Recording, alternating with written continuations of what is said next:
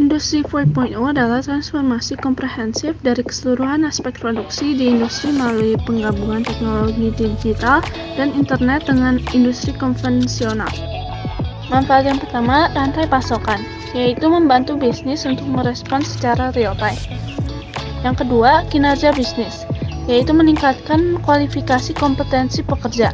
Dan yang terakhir, produk yang dibuat, yaitu mengubah jenis produk dan volume produksi sesuai permintaan pasar.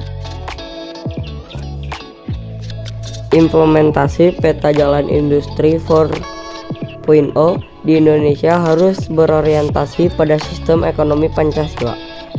Revolusi industri 4.0 yang sudah terintegrasi dengan sistem ekonomi Pancasila tidak terlepas dari sila Pancasila.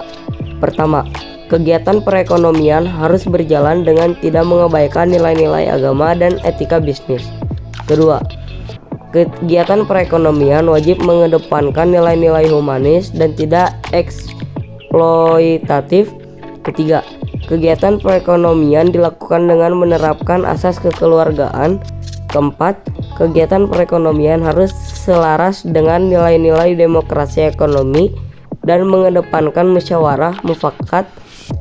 Lalu yang kelima, pengelolaan sumber daya ekonomi harus digunakan seadil-adilnya demi kesejahteraan dan kemakmuran rakyat dengan berorientasi pada keadilan sosial bagi seluruh rakyat Indonesia.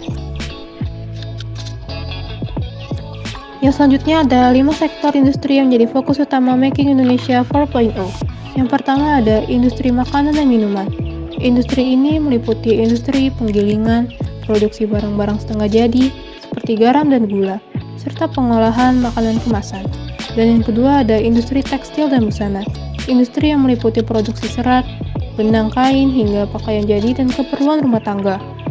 Yang ketiga ada industri otomotif. Industri ini meliputi promosi dan penjualan kendaraan. Ini meliputi aktivitas seperti periklanan, promosi penjualan, dan publisitas. Yang selanjutnya adalah industri elektronik. Perangkat-perangkat elektronik merupakan perangkat yang digunakan di semua industri untuk mengendalikan kualitas produk. Dan proses produksi juga pengolahan data untuk penelitian. Dan yang terakhir ada industri kimia. Industri yang meliputi pengolahan dan produksi produk-produk industri yang memenuhi standar keamanan dan kualitas.